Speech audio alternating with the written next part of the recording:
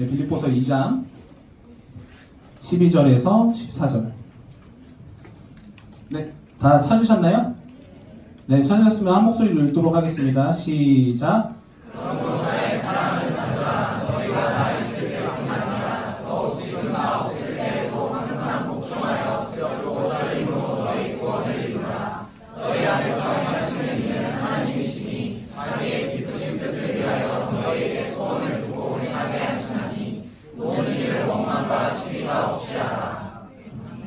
아멘. 네, 여러분들, 제가 말씀을 전하게 됐는데, 늘 여기 설 때마다 여러분들 바라보면서 어떻게 하면 하나님 마음을 더 느끼게 할 수 있을까 고민하는 것 같아요. 그래서 오늘 말씀 잘 전했으면 좋겠는데, 그 전에 앞서서 우리 국내 선교로 수고했잖아요. 또 안 가신 분들도 계시겠지만, 우리가 기도로 함께 동참했을 줄 압니다. 그래서 옆 사람과 인사하고 시작했으면 좋겠는데요. 국내 선교 동안 수고했어. 기도해줘서 고마워. 함께 해줘서 고마워. 인사하도록 하겠습니다.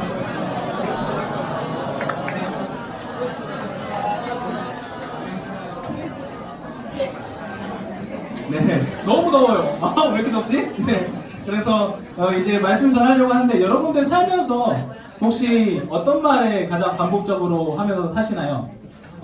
우리 목사님이 안 계시니까 제가 목사님 얘기를 잠깐 설교에 넣어봤어요.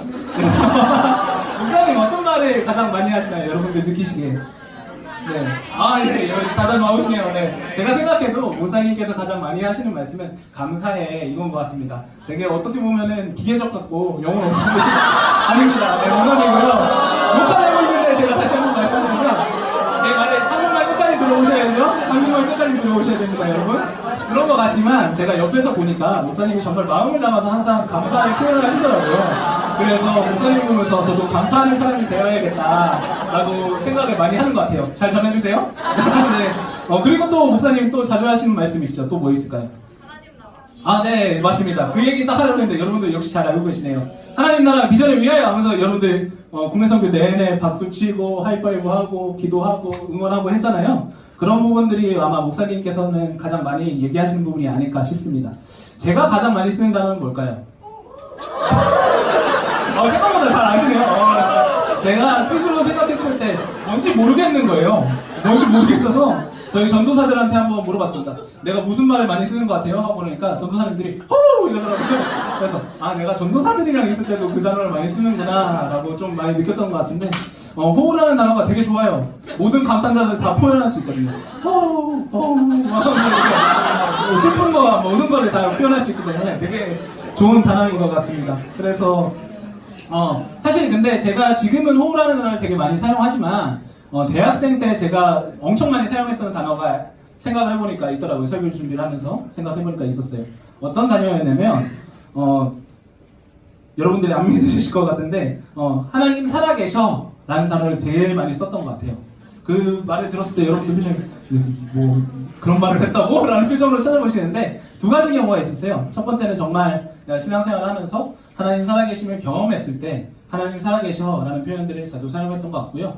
두 번째로는 이제 하나님 살아계신 게 안 믿겨질 때 내 마음이 흔들리고 너무 어려워서 이렇게라도 되야지 하나님 살아계신 게 내 마음 가운데 확정되겠구나 라는 마음으로 하나님 살아계셔 라는 말들을 계속 되뇌었던 것 같습니다. 그렇게 해서 하나님의 살아계심을 확신하려고 했던 것 같아요. 이 하나님이 살아계셔라는 단어는 저뿐만 아니라 우리 신앙인들 모두에게 해당되는 단어인 것 같습니다. 당연히 우리가 신앙인이니까 뭘 믿고 삽니까? 하나님 살아계신 걸 믿고 살기 때문에 우리 신앙인이라고 얘기를 합니다. 그렇기 때문에 저뿐만 아니라 모든 사람들에게 하나님 살아계셔라는 단어는 마음속에 가지고 가야 되는 말이 아닌가라는 생각이 들었습니다. 전도사로서 여러분들에게 확신함을 말씀을 드릴 수 있는 건 하나님 살아계시다는 겁니다. 아멘? 네네요. 아멘? 네. 하나님 살아계시죠? 네. 하나님, 이렇게 실수하는 전도사도 사용하시는 하나님이십니다. 네. 그렇게 하나님 살아계시고, 우리가 어렵고 힘든 일을 경험할지라도 하나님이 살아계신다는 건 변하지 않는 사실이에요. 우리가 아무리 의심하고 그렇게 생각을 해도 하나님 살아계시다는 건 우리 안에 확정적으로 우리 마음 깊숙한 곳에는 하나님 살아계셔 라고 확신하고 살고 있습니다. 어떤 부분에서 그렇게 하나님 살아계신 걸 느끼고 살까요? 얘기해보면 가깝게는 여러분들 국내 선교 다녀오셨으니까 국내 선교 하시면서 하나님 살아계신 여러모로 경험을 하셨을 거라 생각합니다. 또 우리가 조금 더 흘러가 보면은 앞에 우리 겨울수련 했었죠. 그런 과정들을 통해서 우리가 하나님의 살아계심을 경험하기도 하고 또 우리의 기도에 대해서 하나님이 응답해 주신다든가 아니면 우리가 예상치 못한 방향으로 우리의 삶이 흘러갈 때 그런 부분에서 우리가 하나님의 살아계시지 않나 라는 확신들을 가지고 살아가진 않는가 싶습니다. 오늘 2000년 전에 빌립보 교회 또한 하나님의 살아계심을 맛본 교회 중에 하나입니다. 빌립보 교회는 마게도니아 지방에서 가장 대표되는 도시 중에 하나였습니다. 그리고 이 빌립보라는 도시로 사도 바울을 예수님께서 보내셨죠. 그래서 사도 바울은 되게 기대하는 마음이 있었습니다. 이 빌립보 가운데 하나님께서 보내셨으니까 엄청나게 큰 일이 일어나겠구나 라는 생각이 있었습니다. 하지만 갔는데 웬걸 되는 게 하나도 없는 겁니다. 말씀을 전하고 또 전도를 하는데 믿는 사람이 하나도 안 생겨요. 열매가 없는 거죠. 그런 상황들을 보면서 사도 바울은 답답했고 약간은 조금 더 열심히 해야겠다는 마음이 생겼던 것 같습니다. 그래서 빌립보라는 지역에서 굉장히 오랜 시간 머물러요. 그렇게 머무르다가 든 생각이 그래도 잘 안 되니까 유대인들을 한번 전도를 이렇게 좀 잘 해보면 어떨까라는 생각이 들었는지 안식일에 유대인들이 성 밖에서 모여서 기도하는 장소가 있거든요. 거기 장소에 가서 유대인들을 한번 전도해봐야겠다라는 생각이 들어서 전도하러 나가게 됩니다. 안식일임에도 불구하고 많은 유대인들은 안식일이니까 많은 유대인들은 기도를 하고 있었고 안식일임에도 불구하고 사도 바울이 전하는 예수 그리스도에 응답하는 사람이 있었습니다. 바로 그 사람이 루디아라는 사람입니다. 루디아는 하나님을 경외하는 신앙을 갖고 있었습니다. 그렇지만 대부분의 유대인이 그렇듯이 하나님을 경외하지만 예수 그리스도에 대해서는 잘 알지 못하는 상태였습니다. 사도 바울은 그런 루디아에게 예수 그리스도를 전합니다. 그때 루디아가 마음을 열고 복음을 받아들입니다. 사도행전은 이렇게 루디아가 복음을 받아들인 것을 두고 이렇게 설명하고 있습니다. 주께서 그의 마음을 열어 바울의 말을 청종하게 하신지라. 주께서 그 마음을 열어 바울의 말에 청종하게 하신지라 라고 기록하고 있습니다. 다시 말하면 하나님께서 루디아 마음을 열어주셔서 그 마음 가운데 예수 그리스도를 심어주셨다 라고 사도행전은 설명하고 있는 것입니다. 바울이 복음을 전하긴 했지만 그 마음문을 열고 그 자리 가운데 하나님의 예수 그리스도의 십자가를 심어주신 건 하나님의 일하심이다 라고 얘기하고 있는 것입니다. 그렇게 루디아와 그의 가족들은 모두 다 세례를 받고 예수 그리스도를 믿기로 다짐을 합니다. 그리고 더 나아가서 사도 바울이 사역할 수 있도록 자신의 집을 사도 바울에게 제공해 줍니다. 루디아의 가정에서 시작된 빌립보 교회는 근데 곧 어려움이 닥치게 됩니다. 어떤 어려움이 있냐면 사도 바울이 이제 전도를 조금 더 하려고 여기저기 돌아다니는 상황이었어요. 근데 전도를 하는데 거기에 이제 점쟁이가 들린 귀신이 있는 거예요. 그래서 이런 말들을 예언하고 이렇게 하는데 그 사람을 치료해주는 사역을 했습니다. 그랬더니 치료해줬으면 고맙다고 해야 되는데 그 주인이 왜 치료했냐 하면서 사도 바울을 고소했습니다. 그래서 사도 바울은 결국 감옥에 갇히게 되고 그 안에 감옥에 갇히게 되니까 빌립보 거기 믿던 몇 명 안 되는 루디아 가족들은 어떻게 생각했을까요? 복음을 전했던 사도 바울이 감옥에 갇히는 걸 보면서 많이 두렵고 또 복음이 이제는 전해지지 않는 것인가 라는 의심과 걱정이 들었을 것이라고 생각합니다. 하지만 하나님께서는 그 상황까지 이용하셔서 그곳에서 사도 바울을 꺼내시는 상황을 통해서 거기 간수장으로 있던 그 가족조차 구원시키십니다. 그래서 간수로 있던 그 가족이 두 번째 빌립보 교인이 됩니다. 그렇게 빌립보 교회는 바울이 하긴 했지만 결국엔 하나님께서 예비하시고 또 만들어 놓으신 상황들 가운데 사도 바울이 숟가락 하나 얹은 것이지 하나님께서 만들어 가시고 세워갔다고 말해도 하나님의 살아계심을 경험한 교회라고 얘기해도 우리가 무방하지 않을 것 같습니다. 여러분 최근에 하나님의 살아계심을 느낄 수 있는 일들 아까도 말했지만 국내 선교 참여했기 때문에 국내 선교를 통해서 많이 느꼈을 것 같습니다. 여러분들 이제 국내 선교 준비하면서 뭐 여러 가지 준비를 했겠지만 그것을 준비한 것 가지고 문경 땅 가서 이렇게 보여주고 사역할 때마다 하나님의 살아계심을 여러분들 사이에서 느꼈을 거라고 생각합니다. 특별히 어려운 일들, 우리가 생각하지 못한 일들이 일어나거나 아니면 우리들이 열심히 하려고 했지만 되지 않는 부분들을 기도로 하나님께 맡겨드릴 때 하나님의 역사하심을 보면서 하나님이 살아계셨다는 것을 더욱더 확정했을 것 같습니다. 제가 특별히 그런 부분을 느꼈던 것은 사실 3일 내내 국내 선교 때 비가 온다고 했어요. 그래서 걱정을 엄청 많이 했거든요. 근데 7개 교회가 다 시간표가 다를 거 아니에요. 지금도 소름이 돋는데 다 시간이 다를 거 아니에요. 근데 밖에 나가서 사역할 때만 비가 안 왔어요. 그리고 들어오자마자 비가 내리고 그런 모습들을 보면서 하나님께서 와 날씨를 주관하시구나. 우리가 할 수 없잖아요 날씨는. 근데 하나님께서 인도하시고 주관하셨구나 라는 생각이 들었습니다. 특별히 또 많은 청년들이 간증을 나눠줬었는데 그 중에 기억나는 간증이 하나님 나라가 이런 곳일까 라는 간증이 있었습니다. 국내 선교 동안에 우리가 다 각자 다른 마음을 품고 있고 각자 성격이 다르고 생각하는 게 다름에도 하나님 안에서 이게 하나님을 위해서 열심히 서로를 배려하고 사랑하고 섬기는 모습들을 통해서 하나님 나라가 이런 곳이겠구나, 이렇게 사랑이 넘치는 곳이 하나님 나라겠구나 라고 고백하는 청년을 보면서 제 마음에 감사함이 넘쳐났던 것 같습니다. 하나님은 살아계십니다. 아멘. 네. 그런데 이렇게 하나님의 살아계심을 보여줬던 빌립보 교회에 또 한 번 문제가 생기게 됩니다. 우리 12절 같이 한번 읽어봤으면 좋겠습니다. 12절 우리 읽었지만 다시 한 번 더 읽어보도록 하겠습니다. 12절 읽도록 하겠습니다. 시작.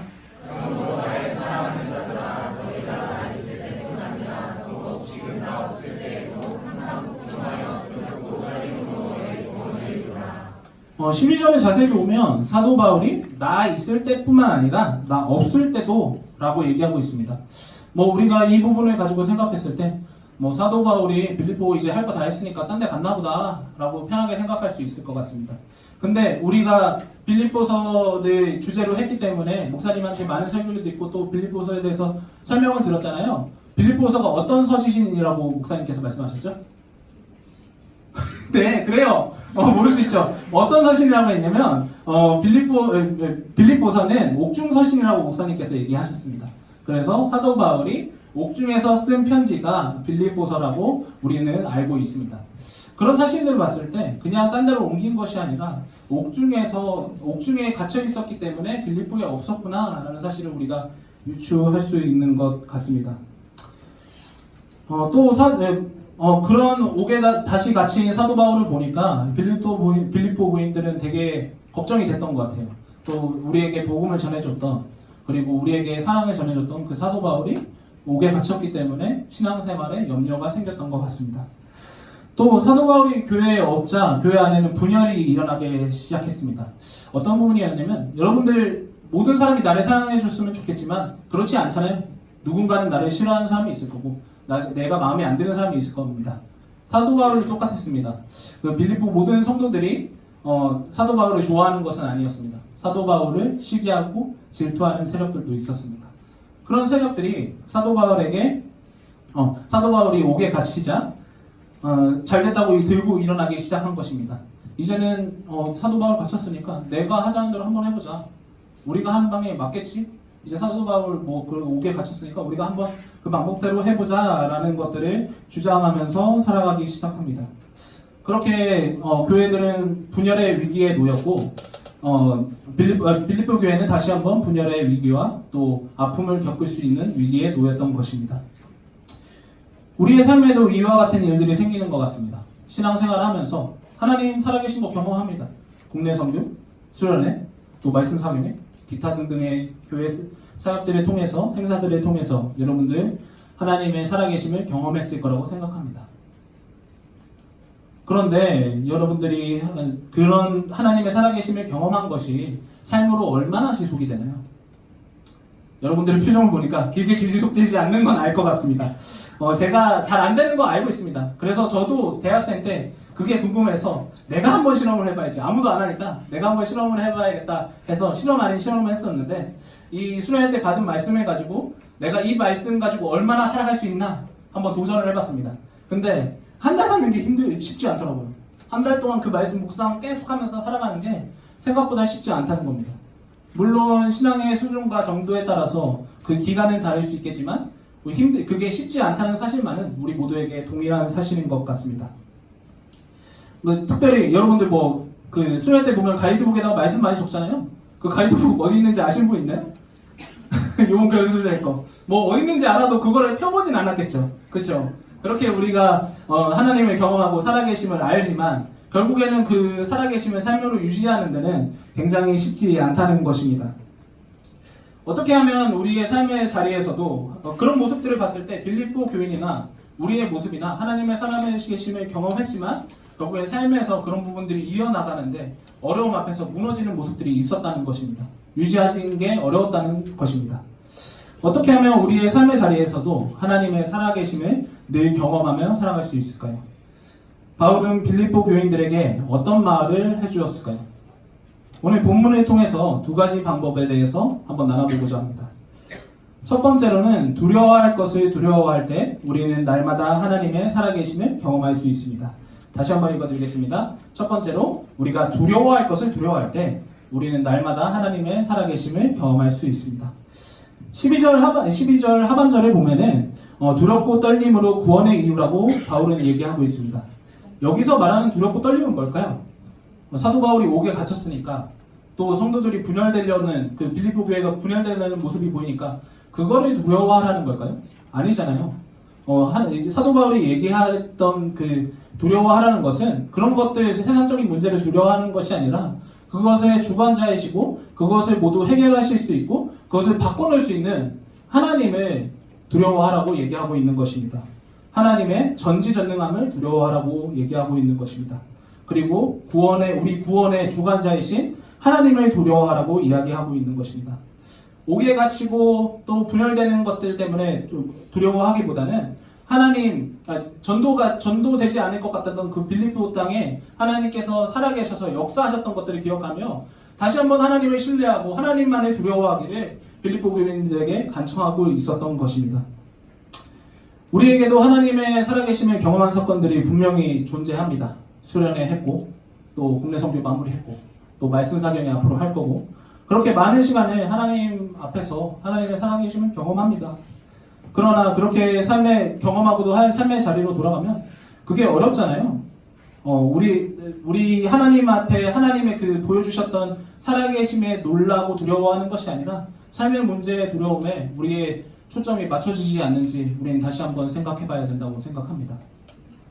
죄송하지만 제 얘기를 잠깐 해보고자 합니다. 제가 신대원 시험을 준비할 때 저희 집은 믿지 않는 집안이기 때문에 부모님께서 허락은 하셨지만 딱 1년 동안 준비할 기회를 주셨습니다. 1년 뒤에 떨어지면 그냥 취업 준비를 했어야 됐어요.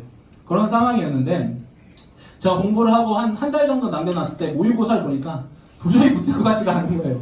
그래서 두려운 마음이 너무 생겨서 이 시험을 붙지 못할 거라는 두려운 마음이 너무 생겼습니다. 근데 저에게 1년이라는 시간밖에 없잖아요. 한 달밖에 안 남은 거죠. 그렇기 때문에 부모님한테 가서 이번에 못 붙을 것 같은데 1년만 더 주세요 라고 이렇게 간청을 했습니다. 근데 부모님이 오히려 저한테 하신 말씀이 아직 시험도 안 봤는데 뭐 하는 짓이냐, 끝까지 열심히 해라, 그때 결과 보고 얘기를 하자라고 얘기를 해주셨습니다.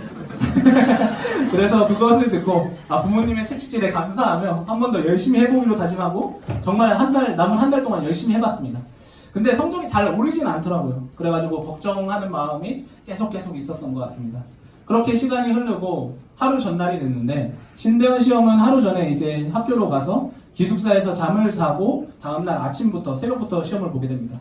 그래서 이제 기숙사에 가서 이제 시험 준비를 하고 있는데 너무 떨어질까봐 걱정이 돼서 이 시험 공부를 못 하겠더라고요. 그래서 이제 펜을 내려놓고 이제 거기 기도실이 있거든요. 그래서 기도하러 가야겠다 라는 생각이 들어서 기도를 하러 갔습니다. 근데 기도하러 갔는데 뭐 이렇게 하나님 시험만 잘 보게 주시고 이런 기도 하려고 했겠죠. 근데 그런 것을 제 입에서 나오게 하는 게 아니라 하나님께서 이때까지 내가 이 시험장에 그 학교 기숙사에 이르기까지 하나님께서 인도하셨던 모든 장면들을 저에게 보여주시는 겁니다. 그러면서 내가 너한테 이렇게까지 역사했었다, 나 신뢰해라 라는 것을 보여주셨습니다. 그래서 저는 하나님 감사합니다, 결과가 어떻게 되든 하나님 신뢰해서 제가 나아가겠습니다 하고 기도하고 내려와서 다시 공부할 준비를 했습니다. 근데 공부를 하는데 제가 소선지서라는 부분이 있어요. 구약 보면은 몇 장 안 되는 부분들이 있죠. 그게 다 소선지서라고 하는데 그 부분들을 제가 너무 재미없고 어려워서 공부를 잘 안 했어요. 잘 안 했기보다 했는데 잘 안 되더라고요. 잘 안 외워지더라고요. 그래서 이제 어떡하지 하고 있었는데 마침 이거를 공부해야겠다는 생각이 들더라고요. 그래서 이거라도 공부해야겠다 해서 그 전날 다 공부를 하고 다음날 시험 보러 갔는데 거기에서 문제가 10문제가 나왔습니다. 네. 그래서 그 10문제가 사실 엄청 많은 문제인데 왜냐하면 그 선수지를 하는 부분에서는 많이 나와야 3-4문제 나와야 하거든요. 근데 10문제가 나온 걸 보면서 하나님이 진짜 살아계시구나 라는 것들을 되게 제 안에서 많이 경험했던 것 같습니다. 그렇게 하니까 하나님의 이제 살아계심을 피부로 느끼다 보니까 제가 2차 시험에 사실 1차 시험보다 2차 시험 때 되게 떨리잖아요. 면접을 보는 시간이니까. 면접을 보게 되면 되게 떨리잖아요. 근데 2차 시험이 걱정이 안 되더라고요. 그냥 떨어지던 말던 하나님이 알아서 하시겠지 라는 생각으로 제가 할 수 있는 것들을 준비해서 면접장에 갔습니다.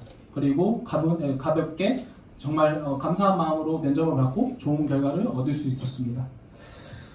제가 이거를 통해서 사실 여러분들에게 우리의 소원이나 상황이 기적적으로 이루어지는 것에 대해서 얘기하려고 하는 게 아닙니다. 제가 얘기하고 싶은 것은 제가 세상의 문제들, 시험이라는 합격의 문제에 집중을 하고 있다가 하나님이 그거보다 훨씬 위대하시고 훨씬 전지전능하시고 하나님께서 그런 모든 것들을 통치하실 수 있는 분이구나 라는 것을 깨닫고 하나님한테 모든 것을 집중했을 때 그 세상의 것들이 두려운 것이 아니게 되었다는 겁니다. 여러분들 그렇게 사셔야 됩니다. 우리가 교회에서 국내 선교, 수련회 모든 과정을 통해서 하나님의 살아계심을 경험했다면은 그것이 삶으로 옮겨져서 이제는 세상의 문제들에 집중하는 것이 아니라 하나님이 그렇게 위대하신 분이셨구나 라는 것들에 집중하고 살아가야 되는데 그렇게 하지 못하고 세상 것들에 집중을 하니까 우리의 인생이 자꾸 걱정만 하고 염려만 하고 넘어지면 하는 것입니다. 바라기는 여러분들 모두가 세상의 문제들에 집중하는 것이 아니라 하나님의 위대하심에 집중하는 청년들이 되었으면 좋겠습니다. 그래서 여러분들이 그것에 집중할 때 다른 것들 염려하고 세상의 것들 아무리 커 보이고 어려워 보여도 절대 우리 하나님을 넘을 수 없다는 사실을 인정하고 나아갈 때마다 하나님의 살아계심을 매일 경험하며 살아갈 수 있을 것입니다. 여러분 한 분 한 분이 그렇게 살아가는 인생 되기를 소망합니다. 둘째로 하나님께서 우리 안에서 일하심을 기억할 때 우리는 하나님의 살아계심을 날마다 경험할 수 있습니다. 다시 한번 읽어드릴게요. 하나님께서 우리 안에 일하심을 기억할 때 우리는 하나님께서 살아계심을 날마다 경험할 수 있습니다. 우리 13절, 14절 같이 한번 읽어보도록 하겠습니다. 13절, 14절. 네, 13절, 14절 찾으셨으면 같이 읽도록 하겠습니다. 시작!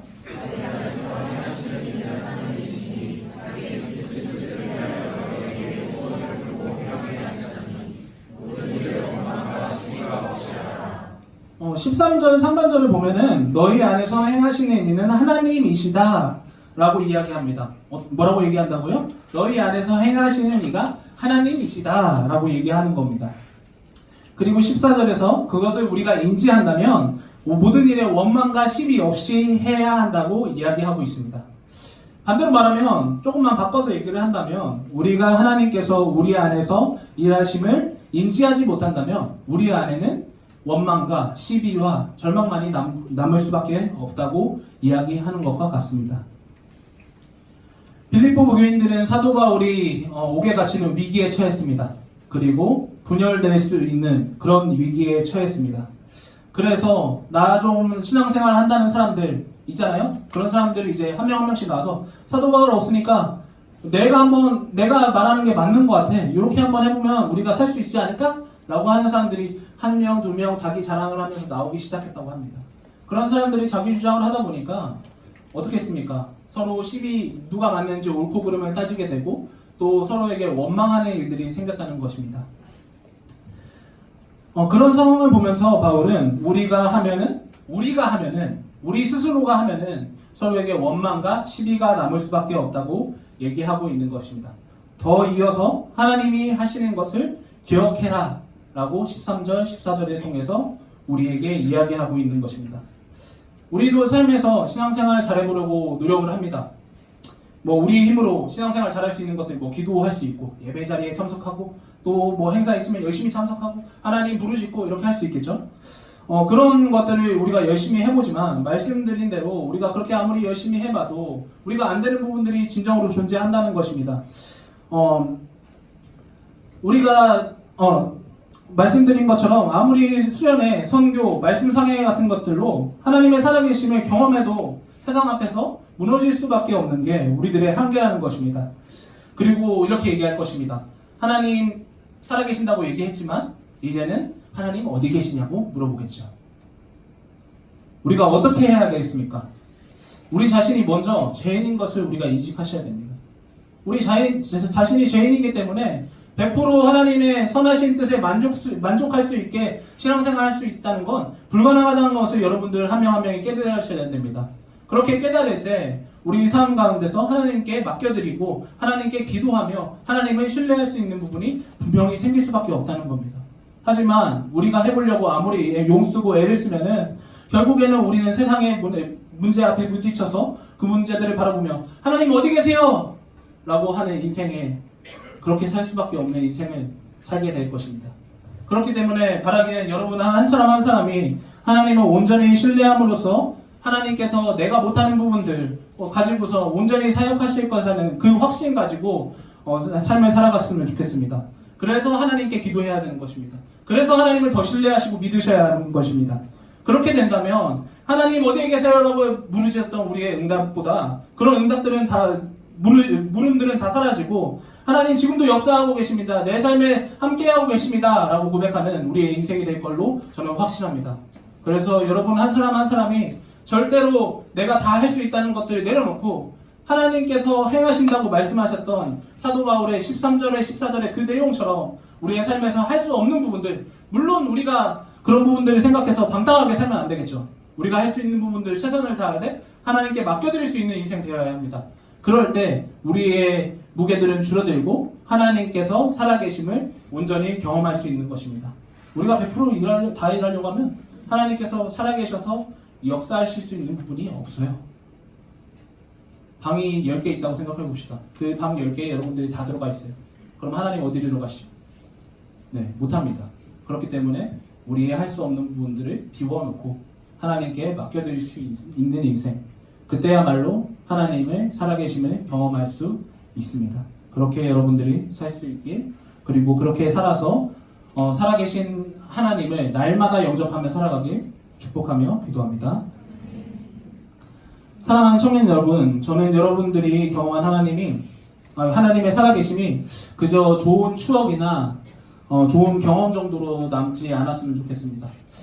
사실 신앙생활 하면서 저도 그랬고요. 많은 사람들이 국내 선교 수련회 이런 것들 하고 나면 좋은 추억이었다, 좋은 기억이었다 정도로 전락하고 많은 것들을 많이 보게 되는 것 같습니다.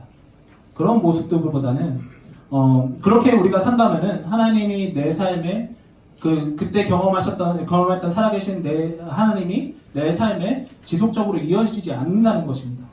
우리 삶에 지속적으로 하나님의 살아계심이 역사되기 위해서는 세상의 문제들에 우리가 관심을 두고 또 그 문제들 때문에 고민하고 걱정하는 것이 아니라 우리가 그때 경험했던 하나님을 기억하고 오늘도 내 삶에 이 하나님이 역사하시기 원하시겠구나 라고 하나님을 믿고 문제 앞에 우리의 두려움을 두는 것이 아니라 하나님께 그 위대하셨던 우리 수련회와 말씀 사경회와 그 모든 것들을 통해서 우리에게 위대하게 역사하셨던 하나님이 오늘도 내 삶에 역사하시겠구나, 그런 확신을 가지고 살아셔야 합니다. 그래서 여러분들이 그 좋은 신앙생활들의 추억이나 기억 정도로 남기는 것이 아니라 그렇게 역사하셨던 하나님이 오늘 내 삶에도 동일하게 역사하셨으면 좋겠다라는 계기로 삼으셨으면 좋겠습니다. 또 이를 통해서 하나님께서 우리 안에 선하신 뜻을 분명히 심겨주셨습니다. 그것을 통해서 여러분들 하나님의 살아계심 모두 다 맛봤죠. 그렇다면 하나님의 선하신 뜻이 우리 안에 이미 새겨진 것입니다. 그 새겨진 하나님의 뜻을 기억하시고 그 새겨진 하나님의 뜻을 기억하실 때 우리 한 사람 한 사람들은 두려워할 필요가 없는 것입니다. 하나님께서 이 선하신 뜻을 가지고 하나님께서 우리로 하여금 자발적으로 일할 수 있게 하시겠다고, 우리로 하여금 그렇게 만들겠다고 13절 14절을 통해서 우리에게 얘기하셨기 때문입니다. 그렇기 때문에 여러분 한 사람 한 사람이 절대로 스스로 모든 신앙생활을 하지 말고 하나님께 맡겨드릴 수 있고, 또 우리들의 문제점 앞에 두려움을 두는 것이 아니라 하나님의 위대하심에 두려움을 두고 그렇게 해서 날마다 하나님의 살아계심을 경험하는 우리 청년들이 되었으면 좋겠습니다. 예화를 하나 들려드리고 말씀을 마무리하고자 합니다.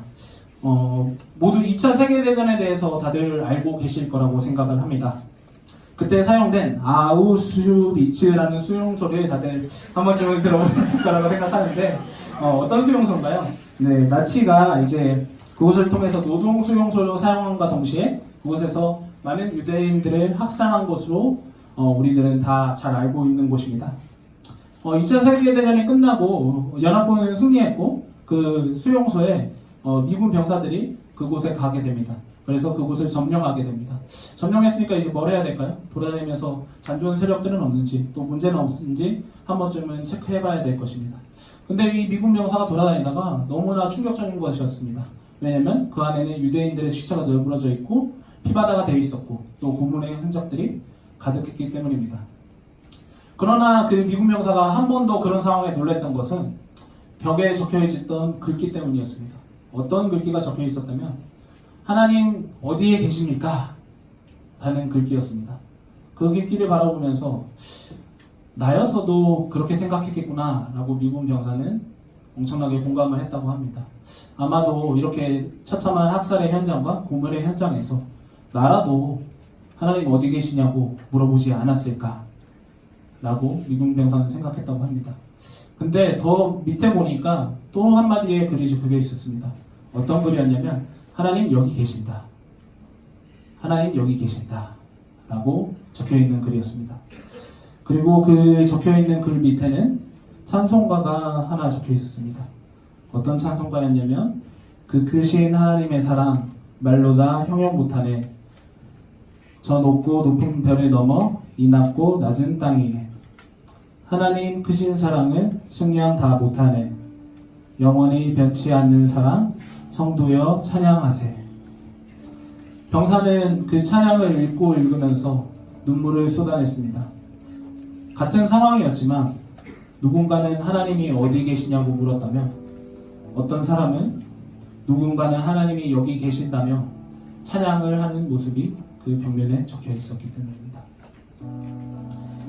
사랑하는 청년 여러분, 성도로서 어떤 삶을 살기 원하십니까?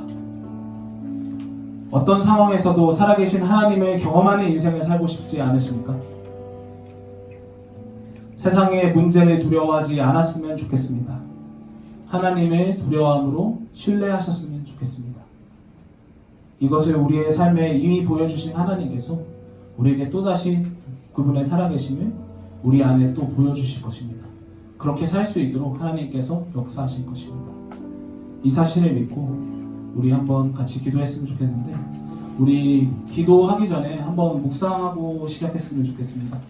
이 시간 묵상하실 때 여러분들 각자 개인마다 하나님의 살아계심을 가장 크게 느꼈던 적이 있었을 거라고 생각해요.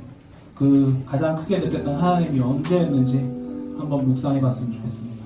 나한테 어떤 하나님이셨는지 어떻게 살아계심을 보여주셨는지 여러분 한 분 한 분이 지금 묵상함으로 우리 기도 전에 한번 묵상해 보도록 하겠습니다. 묵상하시겠습니다.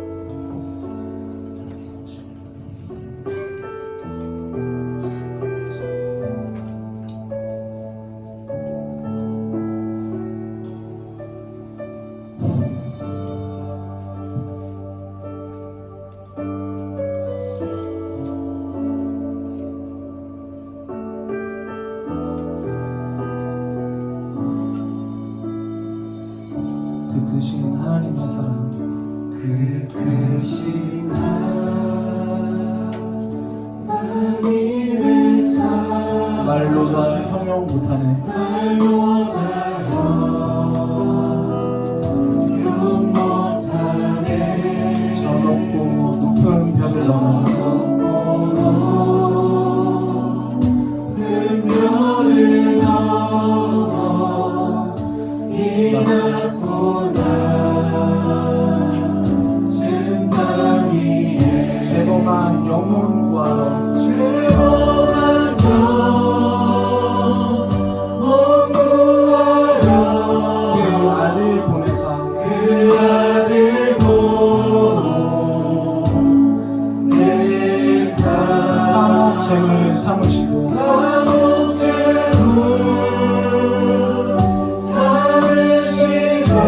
용서하셨네. 하나님 주신 사랑에 하나님 크신 사랑을 성량다 못하네. 증량다 못하네. 영원히 변치 않는 사랑 영원히 변치 않는 사랑 성도여 찬양하세요. 성도여 찬양하세.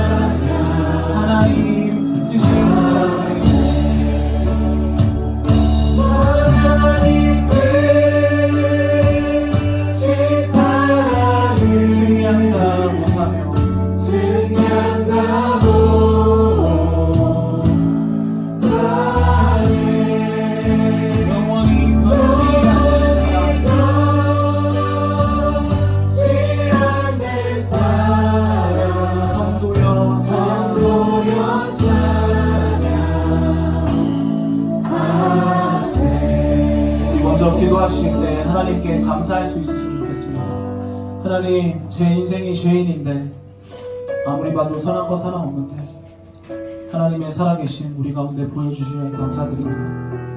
하나님, 우리 각자의 인생마다 하나님께서 그 살아계심을 보여주신 과정이 다 다를 줄로 생각합니다.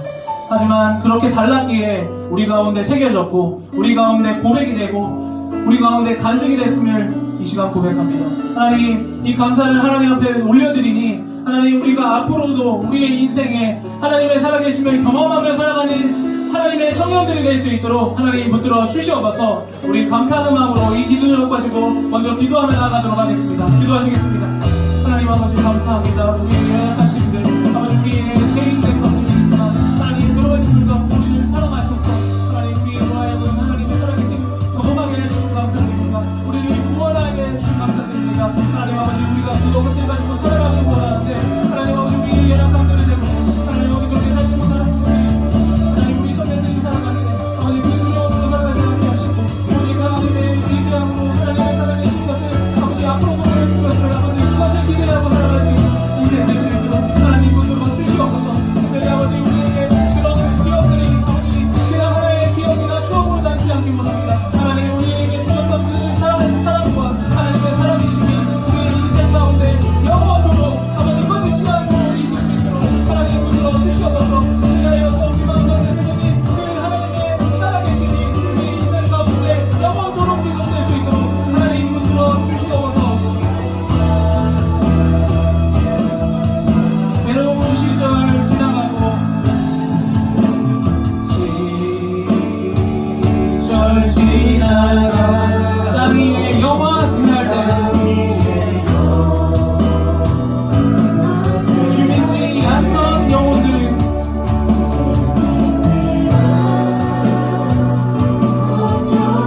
그 소리 외쳐 불러도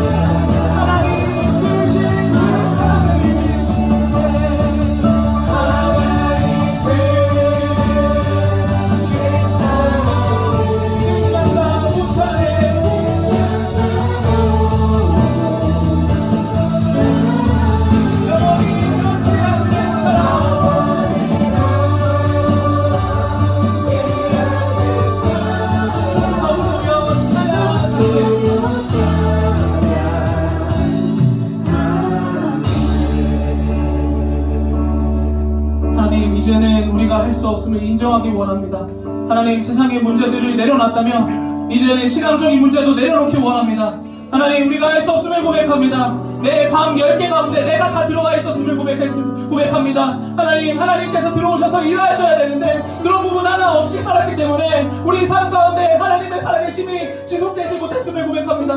하나님, 우리를 불쌍히 여겨주시옵소서. 우리 마음 가운데 하나님을 드리게 하여 주시옵소서. 하나님이 일할 수 있도록 하나님, 우리의 할 수 없는 부분들을 기도로 또 하나님의 신뢰함으로 올려드릴 수 있도록 하여 주시옵소서. 그렇게 할 때 하나님의 살아계심을 우리가 날마다 경험할 것을 믿습니다. 날마다 하나님의 살아계신 하나님과 동행하며 살아갈 것을 믿습니다. 그렇게 되길 원하오니 우리 청년들과 사랑과 우리의 인생을 하나님 붙들어 주시옵소서. 우리 기도 제목 가지고 한 번 더 기도하겠습니다. 기도하시겠습니다. 하나님, 시간 가운데 우리가 붙들어 주시옵소서. 하나님 아버지, 우리가 아버지 삶의 문제들을 내려놓는다고 하나님 문제들을 내려놓기 원합니다. 하나님, 우리가 할 수 없는 것들을 고백합니다. 우리의 연약한 감정을 고백합니다. 하나님, 우리가 할 수 없기에 하나님께 맡겨드리기 원합니다. 우리의 연약한 부분들을 하나님께 맡겨드리기 원합니다. 내려놓습니다. 하나님 아버지, 우리 가운데 내가 다 있었다면 이제는 내가 돌아가겠습니다. 우리 원합니다. 하나님 부르셔서 하나님 내 마음에 살아가서 하나님께서 역사하여 주시옵소서. 하나님께서 일하여 주시옵소서. 우리에게 하나님의 살아계심을 보여주시므로 우리 마음 가운데 하나님 마음을 심어주셨으니 아버지, 그 사람 마음을 의지하여 하나님께서 그 사람 마음을 사용하여 우리의 시간과 아버지, 우리가 그렇게 살 수 있도록 하나님 나아가는 경험하며 우리 시간을 살 수 있도록 인도하시기 위해서니 하나님과 그거였습니다. 아버지, 끊이지 않고 아버지, 날마다 우리 전부 다른 날까지 하나님 신뢰하며 살아갈 수 있도록 주여 인도해 주시옵소서. 하늘을 두 마리 삼고 바다를 물 삼아도 하나님의 사랑, 하나님의 사랑, 방이룩할 수 없겠네. 하나님의 크신 사랑, 크신 사랑, 그 어찌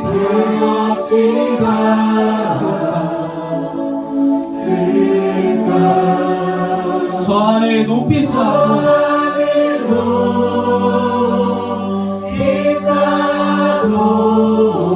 채우지 못할 우리 처음으로 다시 사랑합니다. 하늘을 두루마리 삼고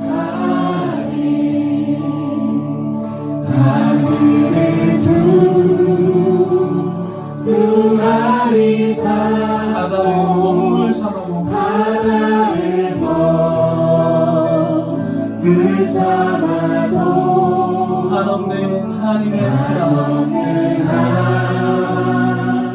하나님의 사랑, 방이룩할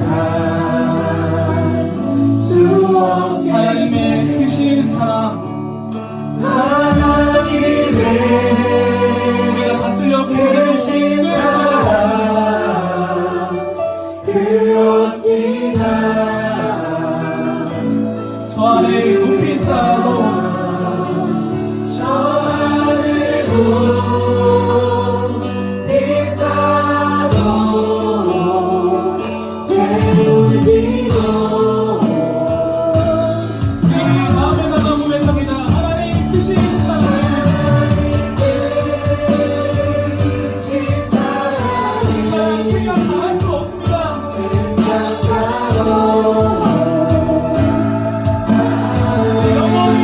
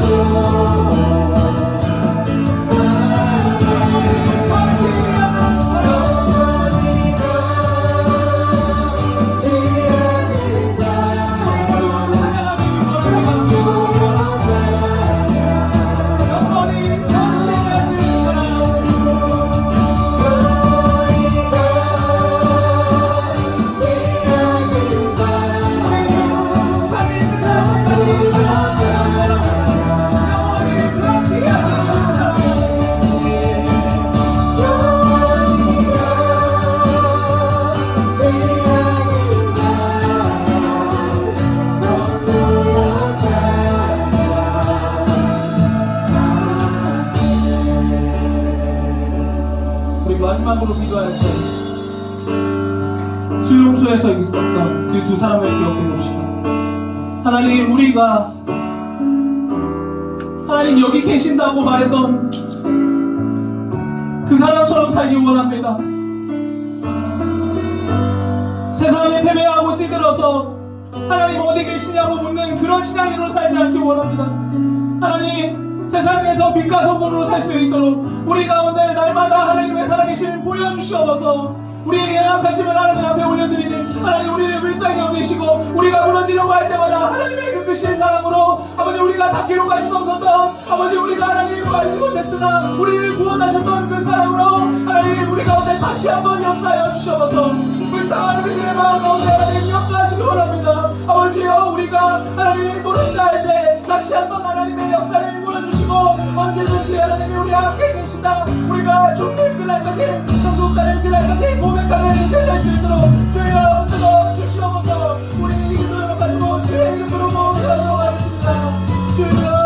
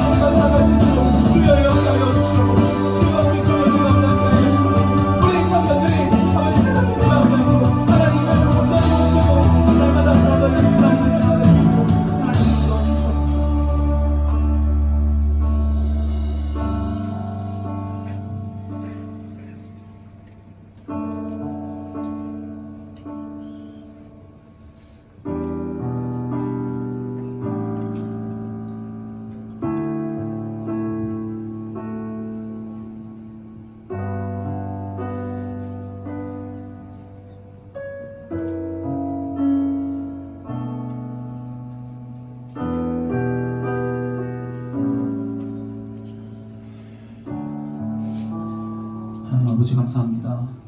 우리가 죄인 되어서 하나님을 모르고 살았으나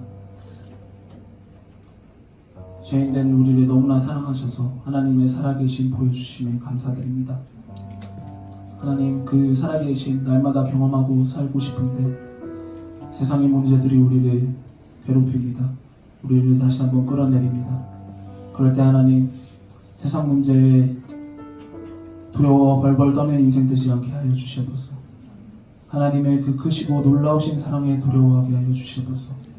그 세상의 문제가 하나님보다 절대 크지 않음을 날마다 확신하고 살아가는 인생 되게 하여 주시옵소서. 또한 하나님, 우리에게 하나님의 살아계심을 보여주셨기 때문에 우리 마음 가운데 이미 하나님의 살아계심이 확정되어 있음을, 선하신 뜻이 심겨져 있음을 고백합니다. 그 뜻 가지고 우리를 통하여 세상 가운데 빛과 소금으로 사용하실 주님을 의지하오니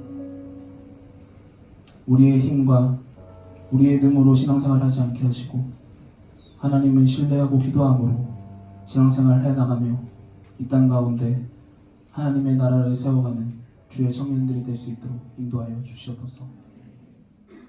감사드리며 우리 주 예수 그리스도의 이름으로 기도합니다.